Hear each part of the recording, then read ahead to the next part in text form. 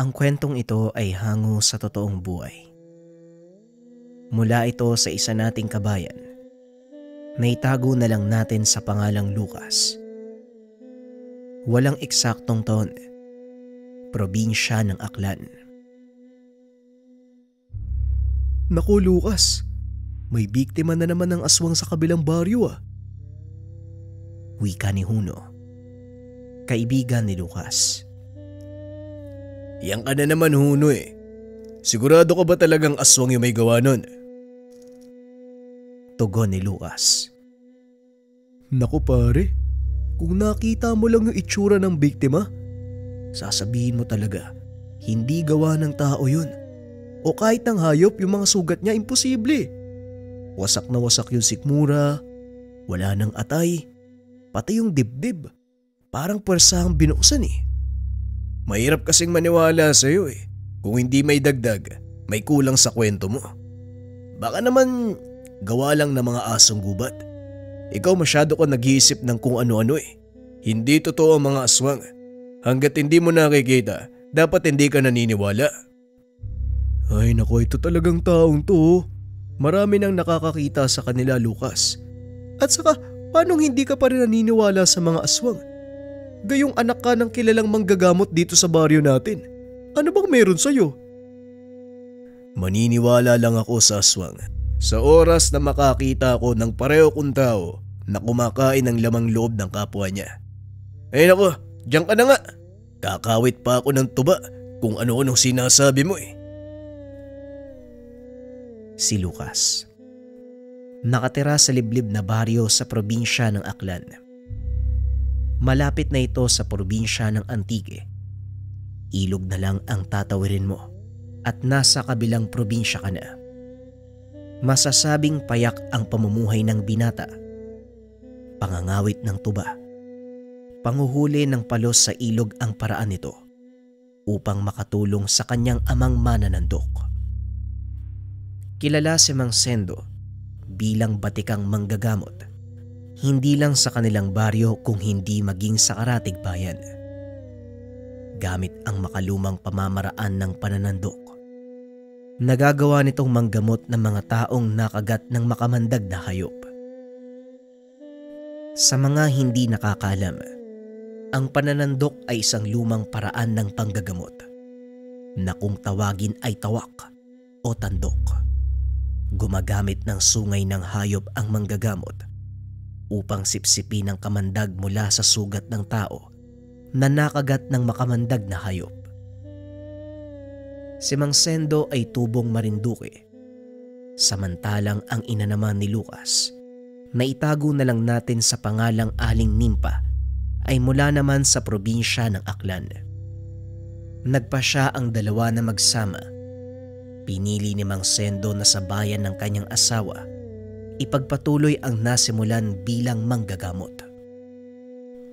Nung una ay walang lumalapit sa kanila dahil kakaiba ang pamamaraan ng panggagamot nito. Ngunit isang pangyayari ang naging daan upang lubusang makilala ng lahat ang kakayahan ni Mang Sendo. Kaunting pagbabalik tanaw. Kasalukuyang nakikigapas ng palay sa kapatid ng asawa si Mang Sendo. Biglang natumba at nangisay ang isa sa mga kasama. Mabuti na lang, maagap ang nooy binata pang Ginoo, kaya malakas pa ang pangangatawan. Mabilis itong binuhat ang kasama papunta sa kubo. At dahil isa itong mananandok, ni minsan, hindi hiniwalay ni Mang Sendo ang kanyang mga kagamitan. Dala-dala niya ito kahit saan magpunta. Mabilis na kinuha ng Ginoo ang kanyang mga gamit. Inusisa ang binti ng kasama upang masigurado kung nasaan ang sugat. Nanlaki ang mga mata nito dahil nakumpirma niya. Kagat ng makamandag na ahas ang naging dahilan ng pagtumba ng kasama. Marami ang nakikiusyoso sa kanyang ginagawa. Ngunit hindi ito naging hadlang kay Mang Sendo para gamutin ang pasyente. Konting tiis lang kaibigan. Medyo masakit lang ang gagawin kong ito. Wika ng binatang si Mang Sendo, sabay hiwa ng bahagi ng binting kinagat ng ahas. Naglabas ito ng 2 uri ng sungay. Isa mula sa sungay ng kalabaw, samantalang ang isa naman ay galing sa usa. May kinuha din itong itim na parang uling. Inilapag sa kanyang tabi. Nakiusap ang Ginoo sa mga nanonood na ikuha siya ng malinis na tubig. Kailangan niya ito upang ipanghuga sa sugat ng pasyente. At habang inaantay ang pagdating ng tubig, tinalian niya ito sa bandang itaas ng tuhod upang wag umangat ang kamandag. Itinaklob nito ang sungay ng kalabaw sa ibabaw ng sugat. Sinipsip ang kamandag sa pamamagitan nito. Umagos ang patay na dugo mula sa binti ng pasyente at nang masiguradong wala nang natira, inilapat naman ito ang kulay itim na bagay sa sugat. Huwag ka munang kikilos, kaibigan. Hayaan mo lang na nakadikit ang nakabara sa binti mo. Sa oras na malaglag ito, ligtas na ang buhay mo, kaibigan. Wika namang Sendo. Nanatili ito sa tabi ng pasyente. Medyo nakaramdam ng bagyang pagkahilo ang lalaki, kaya naman pinatulog ito ni Mang Sendo. Maya-maya lang, dumating na ang tubig. Nilinis ng Ginoo ang sugat, dahilan para magising ang pasyente. Mabuti naman at gising ka na. Sandali lang, kaibigan. May papainom ako sa'yo. Wika ni Mang Sendo. Hindi naman nagsalita ang pasyente. Pinakikiramdaman lang nito ang ginagawa ng Ginoo. Kiniskis nito ang isa pang sungay na mula naman sa usa. Inilagay ang kalahati ng nakuhang pulbo sa sugat na kaagad namang natuyo. Nakakapit pa rin doon ang itim na bagay na kung tawagin ay tulan na bara. Isa itong uri ng butong ginawang uling na nagmimistulang linta. Sa oras na idikit ito sa bahagi ng katawang may lason, malalaman mo kung tunay ang nabara kapag dumikit ito sa dila ng tao. Medyo komplikado ang proseso ng paggawa ng ganitong uri ng gamit dahil bihira lang ang nakakaalam ng totoong sangkap nito. Ilang sandali pa nahulog na ang nabara, kagad itong dinurog ni Mang Sendo. Itinapon ito sa tubig. Laking gulat ng mga naroon dahil kagad namatay ang mga halaman sa bahaging iyon ng sapa. Gaya ng sinabi ko, kaibigan, sa oras na mahulog ang nabara mula sa sugat mo, ligtas ka na. Eto, inumin mo ang tubig na ito. Wika ni Mang Sendo. Pinagpahinga nito ang pasyente. Sinabihan na wag masyadong kumilos para kung sakaling may natiramang kamandag, tuloy-tuloy lamang nalalabas sa sugat. Simula ng araw na yun, hindi mabilang napapuri ang natanggap ni Mang Sendo sa mga kababaryo. Ngunit katakot-takot din na paninira ang natamo nito sa mga manggagamot sa lugar na hindi nauunawaan ang kanyang kakayahan. Huwag mo nang pansinin yung paninira sa'yo ng ibang albularyo. Hindi nila naiintindihan ang ginagawa mo eh. O baka naiinggit lang. Kasi kakaiba yung taglay mong kaalaman. Gayon pa man, Sendo, masaya ako. Sa wakas, tinanggap ng mga taga-baryo ang kaalaman mo. Wika ng dalagang sinimpa. Unti-unti nang dumadami ang nakakilala kay Mang Sendo hanggang sa naging laganap na sa karatig bayan ang kanyang ginawa. Kasabay ng pagkilala ng mga tao, hindi rin nawawala ang mga paninira. Ngunit hindi na naig ang mga ito sa kabutihang ipinakita ng Ginoo. Ilang taon pa ang lumipas. Isinilang si Lucas. Ito naman ang naging daan para matuklasan ng mga tao na hindi lang kamandag at lason ang kayang gamutin ni Mang Sendo. Meron din siyang kakayahan na magpuksa ng nayanggaw. Ito ang nagbukas ng pintuan para kay Mang Sendo para mas lalong makilala sa larangan ng panggagamot. At habang lumalaki si Lucas, unti-unti niyang tinuturuan ang paslit. Tatay, matanong ko lang po. Bakit ko kailangan matutong manggamot? Nandyan naman po kayo ah. Wika ng batang si Lucas. Kailan mo gustong matutunan ng kalamang ito? Kapag wala na ako. Lucas, bihira na lang tayong nakakaalam ng ganitong proseso. Kaya pinapasa ko sa iyo ang bagay na to para mapanatili ang ating legasiya. Maraming tao ang umaasa sa lumang pamamaraan na ito. Sa ayaw at sa gusto mo, ikaw ang magmamana. Tugon ni Mang Sendo. Paano po kung hindi para sa akin yung ganitong gawain? Tanong ni Lucas. Napagtanto ni Mang Sendo na tama ang sinabi ng anak. Oo nga naman, tama ka. Pero naniniwala ako na nananalaytay sa ugat mo ang pagiging mananandok dahil anak kita. Kung sakali mang hindi para sa iyo ang panggagamot, wala pa rin akong pagsisisihan dahil kahit papano may nalalaman ka na. Tugon ni Mang Lucas.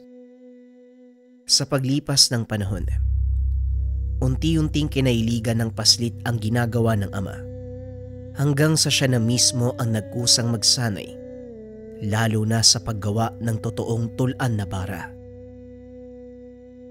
Tay, kailan po ba tayo pupunta dun sa lugar ng mga Aita? Wala na pala tayong sungay ng usa. Tanong ng binatang si Lucas. Ay nako, yan pa nga ang gusto kong sabihin sa iyo, Lucas. Maaari bang ikaw na lang ang lumakad? Medyo nananakit na kasi ang kasukasuan ko eh. Mukhang hindi ko nakakayaning umakyat pa ng kabundukan. Tugon ni Mang Sendo. Sige po tay, ako na lang po ang lalakad. Isasama ko na lang si Uno nang babawasan yung katabaan nun sa katawan niya. Wika ni Lucas. Pagsapit ng hapon ay pinuntahan nito ang kaibigan upang yayaing umakyat sa baryo ng mga Aita upang manguha ng sungay ng usa. Meron bang baboy ramo dun sa lugar nila, Lucas? Gusto ko sana mag-uwi eh. Ay nako Huno, puro ka talaga pagkain pero titignan natin. Kasi hindi lang naman sungay ng usa ang sadya natin dun. Samahan mo ako sa bayan. Mamimili tayo ng mga tuyo. Saka dilatang dadali natin sa mga katutubo. Tugon ni Lucas. Habang naglalakad ang mga ito sa bayan, napansin ni Huno ang isang katutubong Aita. May dala itong bayong. Kilala ng binata ang katutubo, kaya kagad niyang nilapitan. Magandang umaga sa iyo, Lucas, at sa iyo din, Huno. Bakit nandito kayo sa bayan? Wika ng katutubo na ang pangalan ay Bakong. Ikaw nga ang dapat kong tanungin eh. Anong sadya mo dito? May pinapabili sa akin si tatay eh. Hindi ko naman mabili. Hindi tumatanggap ng palitan yung mga tindahan dito eh. Iba na yung panahon ngayon no? Teka, ano ba yung pinapabili sa'yo ni Tatang Uyong? Gagabihin ka no? Babalik ka pa ng bundok niyan? Oo, Lucas eh. Nagpapabili si tatang sa akin ng mga ilang lata ng sardinas. Eto nga oh, may dala akong labuyong manok. Ipapapalit ko sana kaso wala namang gustong makipagpalitan sa akin.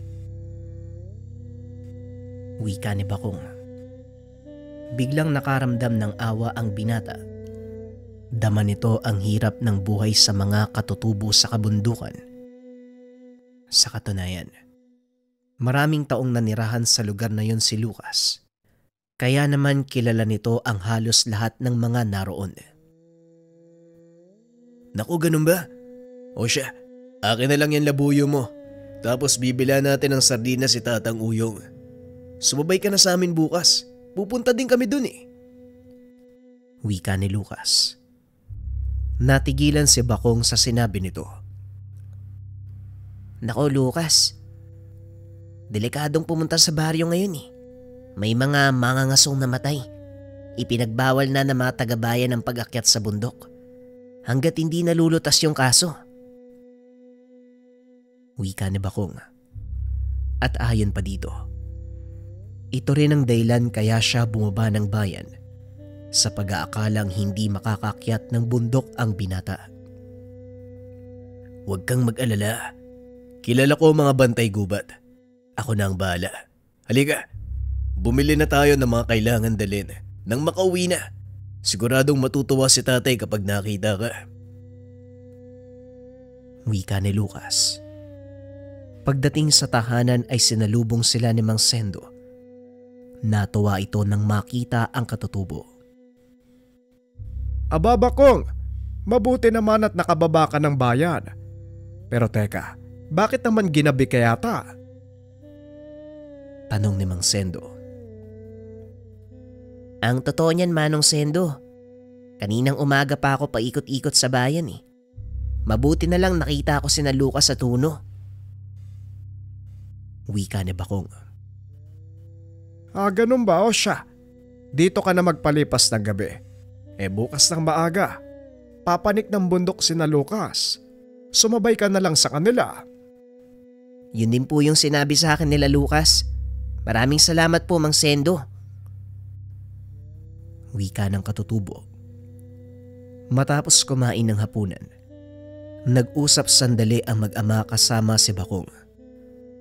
Nangamusta ang matanda sa mga katutubo dahil matagal na itong hindi nakakakyat sa kabundukan. Kumusta naman ang iyong ama?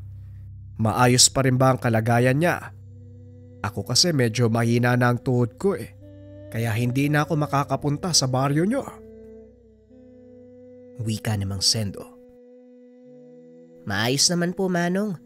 Ang pinoproblema lang namin sa ngayon, yung biglaang pagdami ng mga mangangaso sa kabundukan. Minsan nakakarating sila sa lupain namin.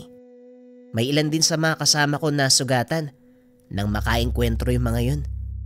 Kaya sa totoo lang, limitado na yung lugar na pinangangasuhan namin.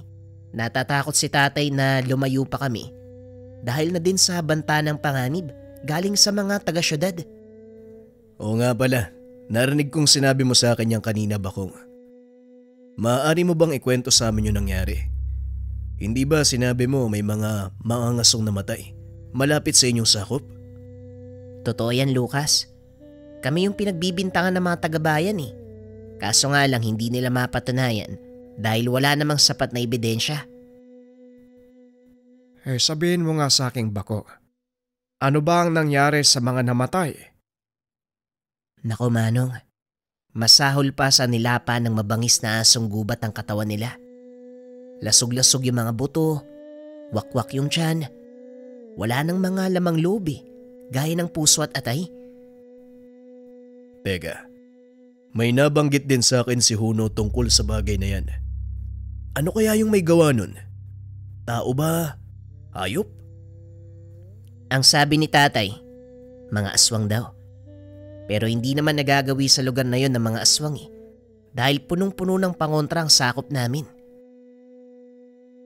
Biglang natawa si Lucas nang marinig ang sinabi ni Bakong.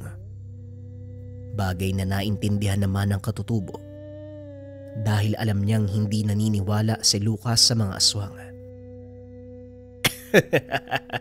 Pasensya ka na, Bakong ha? Pero hindi talaga ako naniniwala sa mga aswang. Maliban na lang kapag nakita ko sila ng harapan. Siguro, doon pa lang ako maniniwala sa kanila. Wika ni Lucas. Naiintindihan ko naman, Lucas. Nagtataka nga ako Ikaw lang ang anak ng manggagamot na hindi naniniwala sa mga aswang. O siya, sige na, magpahinga na kayo. Maaga pa ang lakad nyo. Si Huno ba, Lucas? Anong oras pupunta? Maya-maya lang tay, nandito na yon. Dito daw siya matutulog Baka tanghaliin ang gising, hindi na naman makasama. Alam niyo naman yun, tulog mantiga. O siya, sige. Antayin mo na lang na dumating ang kaibigan mo. Magdaan-daan kayo ng kilos Nagpapahinga na ang nanay mo. Matutulog na rin ako. Wika ni Mang Sendo. Ilang minuto lang ang nakalipas ay dumating na si Huno. Bago matulog ay nag-usap pa ang mga ito bilang pampaantok. Kinabukasan, Madaling araw pa lang ay gising na ang tatlo. Nagkape muna ang mga ito bago tumuloy sa pag-akyat ng kabundukan. Nagbaon din ng nilagang saging si Lucas para hindi sila gutumin sa daan. Nasa kalagitnaan ng paglalakad ang tatlong binata, paakyat sa kabundukan nang biglang mapansin ni Lucas ang biglang pagkapal ng mga langaw sa paligid. Nakadapo ang mga ito sa maliit na sanga ng puno. Bakit napakaraming langaw dito, Bakong? Parang basurahan sa bayan eh. Simula nang pasukin ng mga mangaso ang baging ito ng kagubatan, hindi na nawala yung mga langaw eh. Kasi dito nila tinatapon yung mga parte ng hayop na kinakatay nila. Tugon ni Bakong habang tinuturo ang tumpok na mga bituka at pinutol na parte ng baboy ramo. Napapailing na lang si Lucas dahil nagmistulang bukas na libingan ang lugar sa dami ng uod at langaw na nagkalat sa lugar. Idagdag mo pa ang unti-unting paglakas ng nakakasulasok na amoy. Naku Bakong, bilisan na nga natin ang paglalakad bago pa ako tuluyang maduwal dito. Wika ni Lucas. Maya-maya ay nakalampas na sila sa lugar. Nang makarinig ang mga ito ng malakas na putok mula sa hindi kalayuan, napayuko si Bakong. Nakita ni Lucas ang takot sa mukha nito. Nauunawaan ng binata ang nararamdaman ng katutubo dahil noon pa lang sila nakaengkwentro ng mga mangasong gumagamit ng baril. Nandito na naman sila. Malamang may tinutugis na naman silang hayop. Wika ni Bakong. Sandali lang Bakong, natatakot ka ba sa kanila? Lumaki tayong magkasama sa kabundukan. Alam kong napakatapang mong tao. Kaya nakakapagtaka eh, bakit parang takot ka na makarinig ng putok ng baril? Hindi ako takot sa mga dayuhang mangangaso, Lucas. Ang kinakatakot ko, ang nilalang na maaari nilang mabulabog. Hindi lang naman mabangis na hayop ang naninirahan sa lugar na to. Kapag pinagpatuloy nila ang paggamit ng mga baril na yan, magigising ang sinasabi kong nilalang. Sa oras na mangyari yon, maging ang mga katutubo, mawawala ng matitirahan. Huwag kang mag-alala Bakong, hindi naman mangyayari ang sinasabi mo eh. At isa pa, hindi totoo yung nilalang na yun. Kwento lang ng mga nakakatanda. Wala namang aktwal na nakakita sa kanya. Alam kong hindi ka naniniwala sa mga amumongo, Lucas. Pero kaming mga katutubo, naniniwala kaming nasa paligid lang ang nilalang na yun. Nagpapahinga lang siya. Gaya ng sinabi sa akin ni Tatang Uyong noon. Kung nasaksiyan mo lang ang karumal-dumal na ginawa ng amumongo sa ilan naming mga katribo, hindi mo ito masasabi sa akin ngayon. Wika ni Bakong. Iginagalang ko naman ang paniniwala niyo Bakong. Pero pasensya ka na kaibigan. Hindi talaga kasi ako naniniwala sa mga kwento-kwento lang eh. Wika ni Lucas. Nauunawaan ko, Lucas. Aba tignan mo nga naman, hindi natin namalayan yung oras oh. Nandito na pala tayo. Huno, ayos ka lang ba? Teka, nasan si Huno? Wika ni Bakong. Nang lingunin ni Lucas ang kaibigan ay wala na ito. Narinig ko pa siyang humahangos kanina. Nasaan na kaya yun? Akmang babalik na sana si Lucas nang marinig niyang sumigaw ang kaibigan. Lucas! Lucas! Tignan mo itong nakita ko!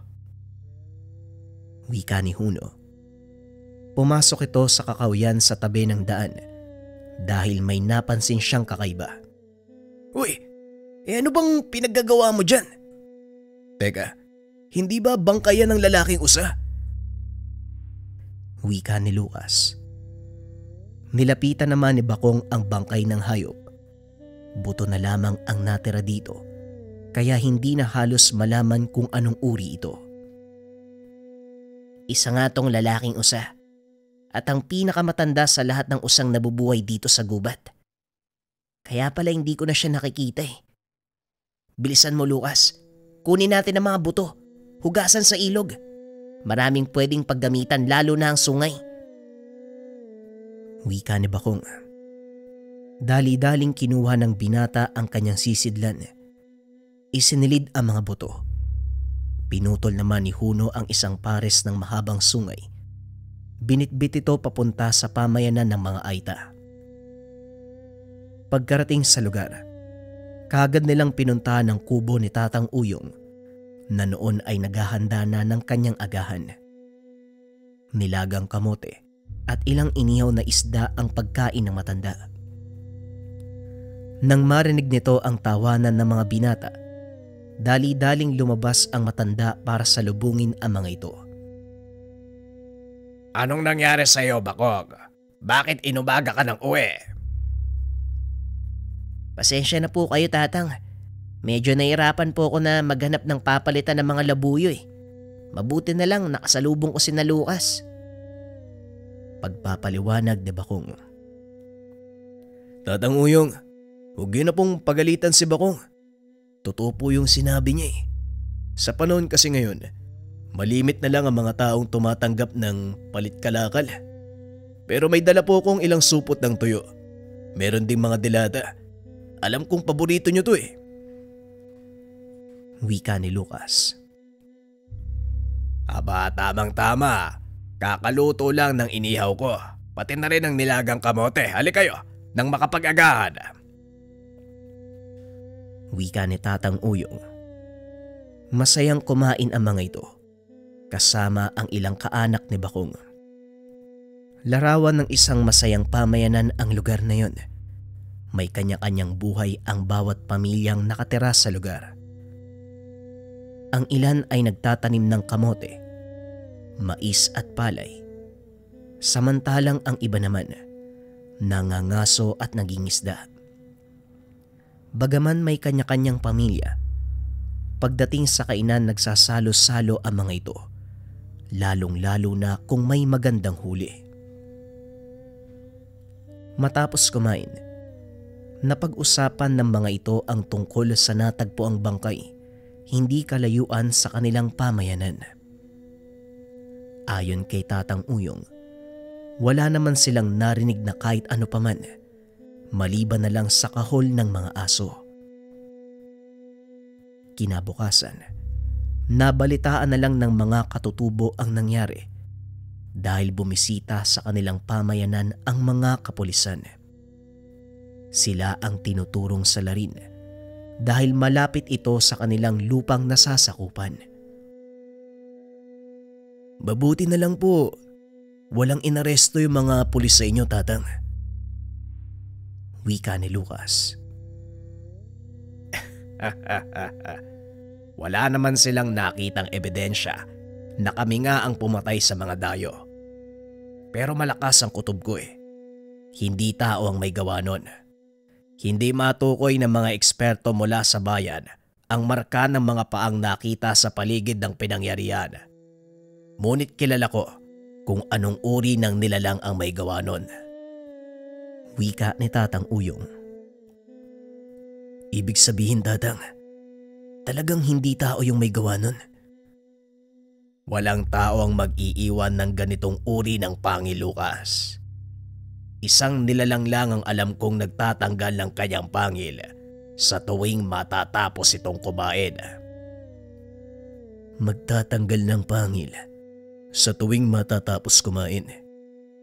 Anong uri po ba ng nilalang yung may gawa nun? Amomongo. Ang pumatay sa mga dayuwang iyon, Lucas. Tinatanggal ng mga amomongo ang kanilang mga pangil para ipalit sa katawan ng kanilang kinain bilang kabayaran. Pagpapaliwanag ni Tandang Uyong, sabay abot ng pangil kay Lucas. Halos kasing laki lang ito ng hinlalaki sa kamay at may habang 3 pulgada. Habang pinagmamasdan ni Lucas ang pangil, hindi nito maiwasang mag-isip na baka totoo nga ang mga amomongo at aswang. Alam kong hindi ka naniniwala sa mga ganyan, Lucas, at hindi ka namin pipilitin. Ngunit tila pagkakataon na nag-aadya na maniwala ka. Dahil unti-unti nang inilalatag sa harapan mo mga patunay na totoong buhay ang mga amumonggo. Sana kaibigan, wag mo nang intayin na makakita ka pa ng isa. Hindi natin siguradong kaligtasan mo kapag nakaengkwentro natin ang mga amumonggo. Siguro nga, Bakong. Pero hindi pa rin ako kumbinsido. Alam niyo naman ang ugali ko, hindi ba? Hanggat hindi ko nakikita ang isang bagay, hindi ako maniniwala. Alam namin, Lucas. Hindi ka namin pipiliting maniwala. Sinasabi lang namin sa iyo ang bagay na to bilang kahandaan sa maaaring mangyari. Nararamdaman ko na ang muling pagbabalik ng nakakatakot na nilalang. Wika ni Tatang Uyong. Naputol ang kanilang usapan nang pumasok si Huno sa kubo. Lumusot ang paa nito sa sahig na kawayan. Nagtawanan ang lahat dahil hindi nito matanggal ang kanyang binti. Biglang nawala ang nakakakilabot na oras sa paligid dahil sa ginawa ni Huno. Naalala ni Lucas ang kanilang pakay sa lugar. Nga pala, Tatang Uyong, naparito kami para kumuha ng sangkap ng nabara. Napagutusan po kasi ko ni Tatay. Hindi ba dala nyo mga buto ng usa? Ang kulang na lang ay ilang mga halamang gamot. Bakong, kumuha ka ng sangkap sa gubat nang masimulan ko ng paggawa ng nabara ni Sendo. Wika ni Tatang Uyong. Nakilala ni Mang Sendo ang matandang Aita ng mga panahong bago pa lang siya sa lugar. Madalas itong napapadpad sa pamayanan sa paghahanap ng mga sangkap para sa kanyang mga lana at mga ginagamit na pangontra sa kamandag ng hayop. Habang nag-aantay, nag-ikot sa kakawyan si Lucas sa pag-asang makakahanap ito ng ilang mga espesyal na halaman na maaaring magamit sa panggagamot. Nang makakita na, nagpa siya itong bumalik sa pamayanan. Habang nasa daan pabalik, nakarinig ito ng atungal mula sa hindi kilalang nilalang. Pamilyar kay Lucas ang tunog ng mga hayop na naninirahan sa lugar. Sa kadailanang dito siya nagsanay noong nagsisimula pa lang. Panandali ang pinakinggan ng binata ang tunog sa pagbabakasakaling makikilala niya ito.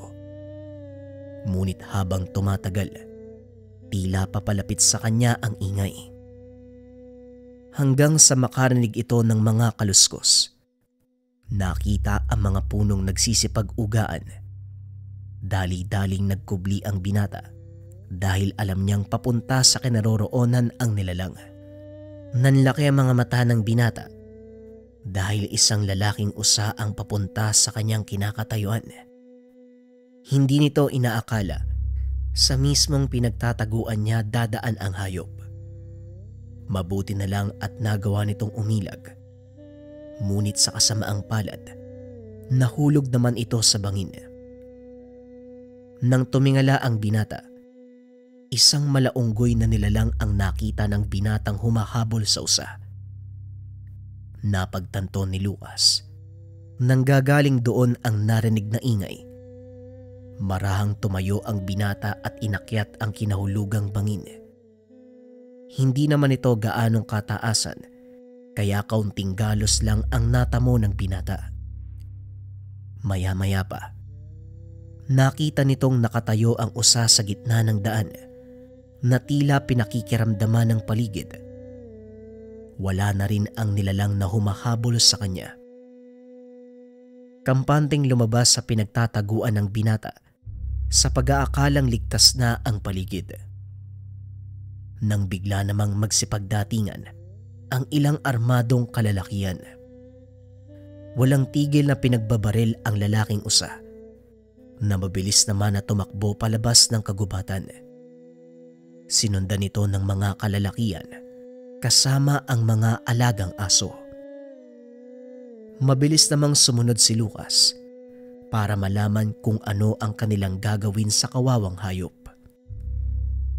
ilang sandali pa. Narating ng usa ang malawak na kapatagan. Nasa bandang ibaba lang ito ng pamayanan ng mga Aita, kaya kung sakali mang magpaputok ng baril ang mga kalalakian, kagad nila itong maririnig mula sa pamayanan. Nakiramdam si Lucas sa mga magaganap. Naglabas ng pana ang isa sa mga kalalakian. Sa tingin ni Lucas, kabisado din ng mga ito ang lugar. Dahil kung sakaling gagamit sila ng baril, siguradong mabubulabog ang lahat ng makakarinig. Akmang papanain na sana ng lalaki ang usa, nang biglang lumabas mula sa kagubatan ang malaking nilalang. Malaunggoy ang anyo nito. Nagbabaga ang mga mata. Naglalakihan ang mga ngipin. Medyo mahaba din ang nguso na maihahalin tulad sa isang lobo. Ang katawan naman nito, maihahalin tulad sa gorilya na punong-puno ng balahibo.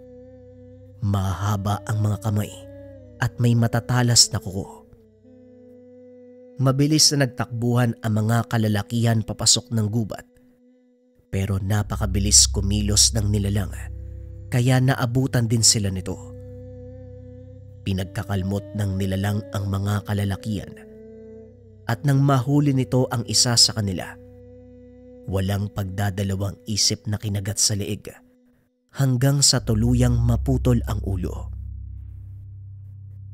Habang naglalakad papunta sa iba pang kalalakihan, patuloy namang kinakain ng nilalang na yun ang nahuli niyang mga ngaso. Napasigaw sa takot ang mga kalalakihan, samantalang si Lucas naman tila napako sa kanyang kinakatayuan. Dumaan lang sa kanya ang takot ng mga kalalakihan, ngunit hindi pa rin ito umaalis. Hanggang sa makarating na sa harapan ng binata ang nilalang.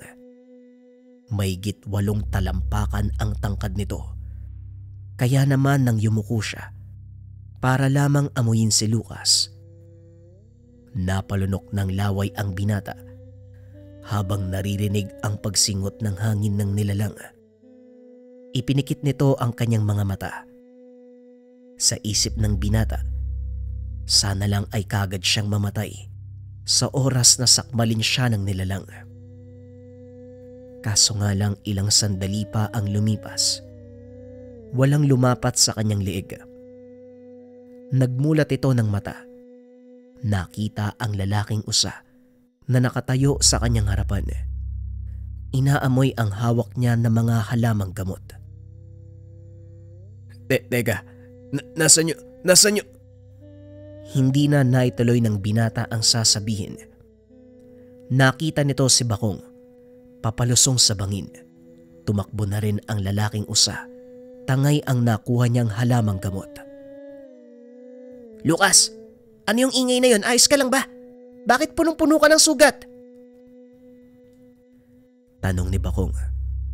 Sa pag-aakalang pagtatawanan siya ng kaibigan, pinili niyang itago ang katotohanan. Wala. Nahulog kasi ako sa bangin eh. Nagulat ako kaya napasigaw ng malakas. Pasensya ka na kung natakot ko kayo sa pamayanan ha, pero ayos lang naman ako. Wika ni Lucas. Ganun ba? O siya, naroon na yung mga pinapakuha ni tatay. Pinapatawag ka na rin niya. Wika ni Bakong. Hindi naman naginala ang binatang katutubo dahil kung titignan ang itsura ni Lucas, mukhang nahulog talaga ito sa malalim na bangin. Pagdating sa pamayanan, muling nagtanong si Tatang Uyong. Ganon pa rin ang idinayla ng binata. Sa tingin nito ay naniwala ang matanda. Pinagtawanan pa ni Huno ang itsura ni Lucas. Ngunit si Tatang Uyong patuloy lang na nakatitig sa kanya. Mga kaibigan, maaari nyo ba kaming iwanan ni Lucas sandali? May pag-uusapan lang kaming importante. Wika ni Tatang Uyong. Kagad namang lumabas ng kubo sina Bakong at Huno. Ano kaya yung pag-uusapan ng dalawang yun? Baka bigyan niya ng pagkain si Lucas tapos hindi ako kasali. Ito naman, palaging pagkain nyo nasa utak. Hindi mo ba napapansin? Hindi nagsasabi ng totoo si Lucas. Yon ang aalamin ni Tatang. Mas makakabuti kung mananatili tayo sa labas at hayaang makapag-usap silang dalawa ni Tatang. Wika ni Bakong. Nanatili ang dalawa sa labas ng kubo. Habang nag-aantay, nilinis ng binatang katutubo ang mga sangkap. Samantala, sina Tatang Uyong naman at Lucas, masinsinang nag-usap sa loob ng kubo. Alam mong hindi ako naniniwala sa mga sinasabi mo, Lucas. Halos buong buhay ko, ako ang kasama mo. Kaya kilalang kilala kita at alam ko kung nagsisinungaling ka o kung meron kang itinatago. Ano bang kinakatakot mo? Sabihin mo sa akin ang katotohanan. Magtapat ka! Mukha ngang hindi ako makakapagsinungaling sa inyo, Tatang. Ano kasi ang totoo niyan? Hindi po ako basta nahulog sa bangin eh. May kung ano pong humabol sa akin eh. Wika ni Lucas. Pinaliwanag nito kay Tatang Uyong ang lahat ng nangyari. Ngayon naniniwala ka na sa mga kwento ko. Ang malaunggoy na nilalang na nakita mo, yon ang Amomongo. Pero ang nakakapagtaka, bakit hindi ka niya sinaktan? Yun nga din po yung malaking katanungan sa isip ko. Pinatay niya ang isa sa mga mangaso at inabol pa yung mga kasamaan. Pero ako, nasa harapan ko na siya. Inamoy niya ako eh. Hinayaan niya lang ako. Pati yung lalaking usa. Akala ko nga yun yung hinahabol ng nilalang eh. Hindi pala. Tumawa ng bagya ang matanda. Muli itong nagsalita. Mali ng pagkakaintindi ang mga tao tungkol sa Amomongo. Ang lugar na ito ay pinaghaharian ng dalawang nilalang. Ang lalaking usa na nakita mo kanina at ang Amomongo. Ang lalaking usa ang nagsisilbing espiritu ng kagubatan. Samantalang ang Amomongo naman ay tagapangalaga nito. Niligtas ng nilalang na yon ang tanging bumubuhay sa kanyang tirahan. Hindi ito nauunawaan ng mga taga-syudad dahil para sa kanila, premyo at tropeyo ang may sasabit sa kanilang dingding ang magarang sungay ng usa. Ngunit lingid sa kalaman nila na dahil sa pagkamatay nito, unti-unti ring mamamatay ang kalikasang pinangangalagaan ng kawawang nilalang. Malalim ang ugnayan ng dalawa. Hindi lang ito nababalot sa misteryo at kababalagan. Ito'y may malalim na koneksyon sa kalikasan at sa buhay nating mga tao. Kapag nasira ang balanse, masisira ang lahat ng bagay. Pagpapaliwanag ni Tatang Uyong.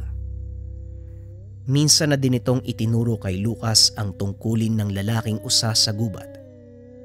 Kaya naman nauunawaan ng binata ang sinasabi nito. Ngunit sa sayantipikong pananaw. Nasabi niyo sa akin ang mga usa ang nagpapalaganap na mga puno sa paligid dahil kinakain nila ang mga prutas at dinudumi ang mga buto nito sa kung saan. Kaya mahalaga ang papel nila sa pagpapalago ng kagubatan. Tama ho ba? Tama ka. Pero higit pa dyan ang saklaw ng aral na itinuro ko sa iyo. Ang pananaw na yan ay mula sa aklat ng agham na ginawa ng tao mismo. Ang sinasabi ko ay kahalagahan ng mga nilalang sa pangkalatang aspeto. Huwag mong itali ang iyong isipan sa mga nababasa mo sa maliit na libro. Malaki ang mundong iyong ginagalawan. Hindi mo ito masisilid sa isang libro lamang.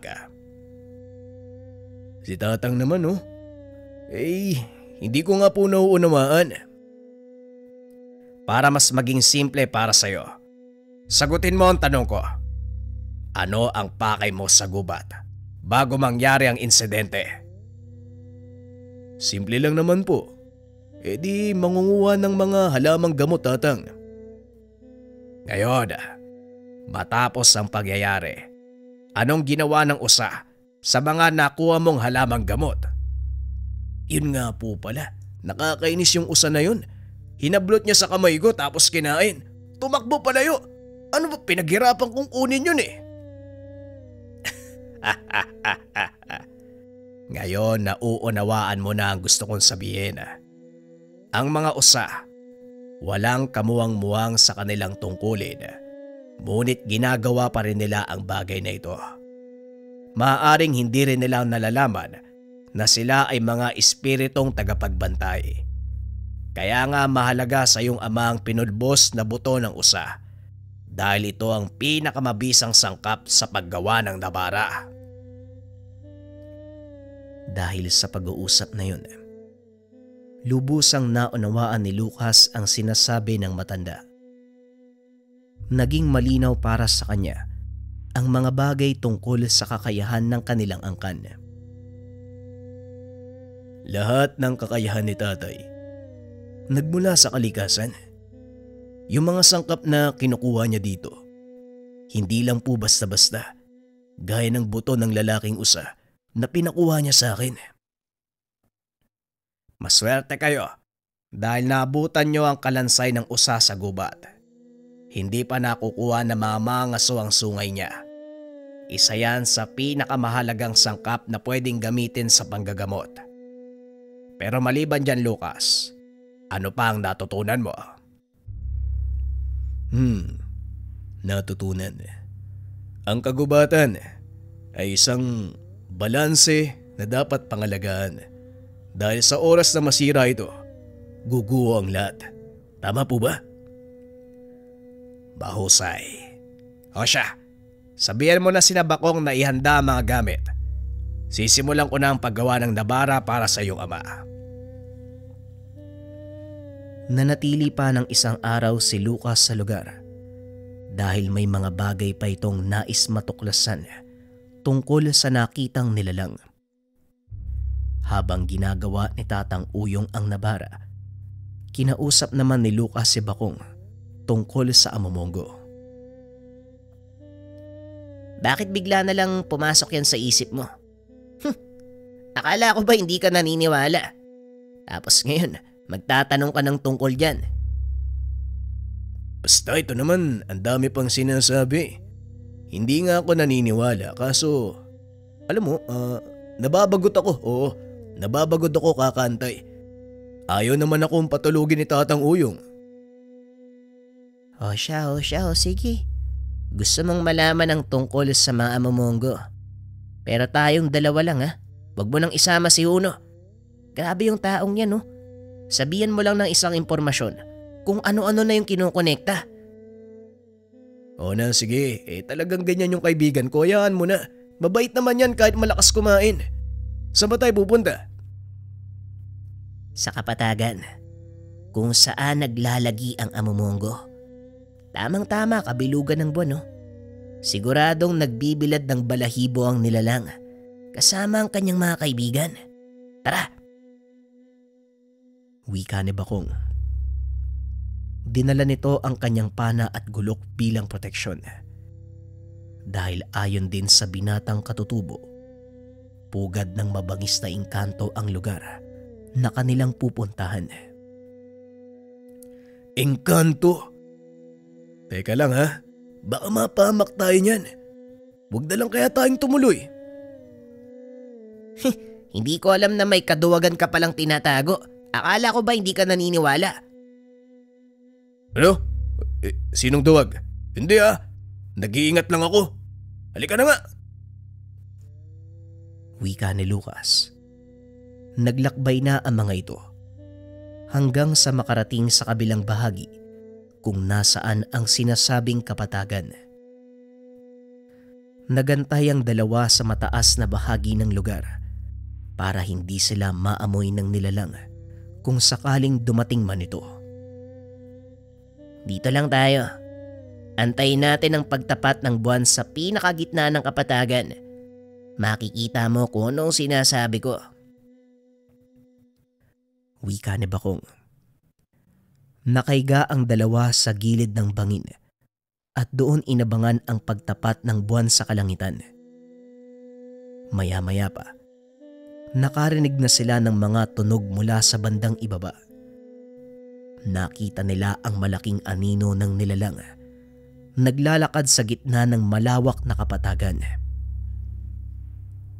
Yan yung nakita ko sa gubat ah! Nanlaki ang mga mata ni Bakong dahil hindi sinasadyang mabanggit ng binata ang tungkol sa amomongo. Teka, anong ibig mong sabihin? Nakita mo na yung amomongo? Patay na sabi ko. Oo, hindi ko lang sinabi sa inyo. Yan yung araw na nakita mo ko sa gubat. Nahulog ako sa bangin dahil dyan. Wika ni Lucas. Napangiti naman si Bakong. Sa wakas, nakita na din mismo ng kaibigan ang sinasabing nilalang. Ibinaling ng dalawa ang tingin dito. Nakita ang isa pang anino. Eto na. Nandyan na yung kaibigan niya oh. Tignan mo oh. Tara, lapitan natin. Wika ni Bakong. Nagulat si Lucas dahil ang nilalang na tinutukoy ni Bakong walang iba kung hindi ang usang humablot ng kanyang halamang gamot. Sandali lang ha. Bakit naman natin lalapitan? Mamaya kung ano pang gawin ng amomongo na yan eh. Nakita ko kung paano pumatay ng tao yan. Kinagat nga yung ulo hanggang sa matanggal. Nababaliw ka na ba? Hindi naman tayo lalapit ng sobra. Yung tama lang. Para makita mo yung hiwaga ng kanilang pagkakaibigan. Marahang bumaba ang mga ito papunta sa kapatagan. Nang makahanap ng pwesto, muling pinagmasdan ang nangyayari. Naupo ang amomongo sa gitna ng kapatagan habang ang lalaking usa naman nagpapaikot-ikot dito. Maya-maya ay huminto ang usa. Nagsimulang alugin ang kanyang mga sungay. Napansin ni Lucas na tila malalaglag ito. Bakong, tignan mo. Parang mahuhulog yata yung sungay ng usa. Manood ka lang Lucas. Tignan mong mabuti kung anong gagawin ng amomongo. Wika ni Bakong. Muling ibinaling ni Lucas ang tingin sa dalawang nilalang. Nakita nitong hinawakan ng amomongo ang sungay ng usa habang patuloy nitong hinihila ang kanyang ulo hanggang sa tuluyang matanggal ang mga sungay. Marahang inilapag ng amomongo ang sungay sa lupa. Hinimas-himas ang ulo ng usa. Maya-maya pa, lumitaw ang magagarang sungay na nagliliwanag. Nanlaki ang mga mata ni Bakong. Ito ang unang pagkakataon na nasaksihan ang pagpapalit ng sungay ng isang usa. Inamoy-amoy ng usa ang sungay. Biglang napatingin sa kinaroroonan nila Lucas. Sa hindi malamang dahilan, biglang tumayo ang binata. Naglakad papunta sa direksyon ng dalawang nilalang. Mahinahon na lumingon ang amomongo. Marahang tumayo. Naglakad. Niyoko ng usa ang ulo na parang itinuturo ang kanyang nalagas na sungay. Nababaliw ka na ba Lucas? Ano ba to? Bumalik ka nga dito. Wika ni Bakong. Ngunit nagpatuloy sa paglalakad ang binata hanggang sa tuluyan nitong makalapit sa malaking usa. Ilang dipa na lang ang layo nito mula sa nilalang. Huminto ang binata. Inilahad ang kanyang palad. Lumapit ang usa at muli itong inamoy. Sabay takbo papunta sa kung nasaan ang amomongo. Akmang susundan sana ni Bakong ang kaibigan nang bigla namang may kung sinong humawak sa kanyang balikat. Hayaan mo siya, Bakong. Ito ang araw ng pagtanggap ni Lucas ng kanyang kapangyarihan bilang ganap na mananandok. Teka, hindi ko po alam na. Hindi na naituloy ng binatang katutubo ang sasabihin. Pinutol na ito ng matanda. Wala sa atin ang nakakaalam. Maging ang kalikasan, hindi alam na ito ang araw. Sadyang maiwaga ang mga espiritong gabay. Sila mismo ang nagtatakda ng mga pangyayari. Sige na, manood ka lang. Wika ni Tatang Uyong. Muli itong naglakad papasok sa kagubatan. Hindi naman makapaniwala si Bakong na masasaksiyan niya ang pagbabasbas kay Lucas bilang ganap na mananandok. Ang simpleng pag-aya nito sa kaibigan ay naging daan para lubusang magampanan ng binata ang nakaatang na tungkulin sa kanya.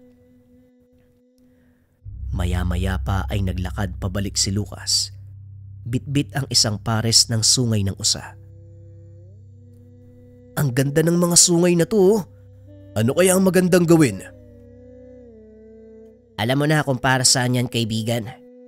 Gamitin mo sa kabutihan, hindi sa pansariling kapakanan. Isa ka ng ganap na mananandok. Kung hindi mo pa rin nahahalata, abay bahala ka na sa buhay mo. Tumawa ng malakas si Lucas dahil sa sinabi ng kaibigan. Alam na alam nito ang nangyayari. Masaya ang binata dahil sa wakas nagkaroon ng kabuluhan ang kanyang buhay. Matapos ang kaganapang iyon, bumalik sa pamayanan ang magkaibigan. Parang walang nangyari. Itinago ni Lucas ang nakuhang sungay ng usa. Nagmaang-maanga naman ang matandang katutubo na hindi nito alam ang kaganapan. Tapos ko nang gawin ang nabara ng iyong ama. Eto, pakibigay na lang sa kanya. Iparating mo ang aking pagpapasalamat sa mga dilatang pasalubog. Wika ni Tatang Uyong. Pasikat na ang araw ng mga sandaling iyon. Kailangan nang bumaba nila Lucas. Makakarating po, Tatang. Mag-iingat po kayo dito ha. Dadalaw na lang po ako kapag may oras. Sa palagay ko, magiging abala ka sa bago mong buhay. Ayos lang. Kami na ang dadalaw sa inyo. Mag-iingat kayo sa pagbaba. Wika ni Tatang Uyong. Alam nitong may laman ang sinasabi ni Tatang Uyong. Ngunit hindi na lang niya pinansin. Nakatuon ang isipan ng binata sa maaaring sabihin ng ama sa oras na makabalik sila at marinig ang balita. Ngunit hindi inaasahan ni Lucas ang madadatnan. Papasok pa lang sila ni Huno sa bakuran nang makita ang ilang kagamitang nagkalat. Naku, mukhang nakawala na naman yung kalabaw nyo ah. Tignan mo, naghasik ng lagim dito sa bakuran oh. Parang gano'n na nga, Huno. Halika na, ilagay na muna natin sa loob ang mga dala. Tulungan mo muna ako maglikpit ha. Wika ni Lucas. Sa atangan ng tahanan, nakaamoy ito ng dugo. Pagpasok ng tuluyan, halos pagsukluban ng langit at lupa ang binata nang makitang nakahandusay sa sahigang kanyang ama, pati na rin ang ina. Kapwa wala ng buhay na tila sinalakay ng kung anong mabangis na hayop. Mabaging langit. Sinong walang awa yung gagawa nito sa kanila? Kawawang Aling Nimpa. Magsendo! Wika ni Huno. Hindi naman makapagsalita si Lucas. Hindi to makapaniwala na wala na ang mga magulang.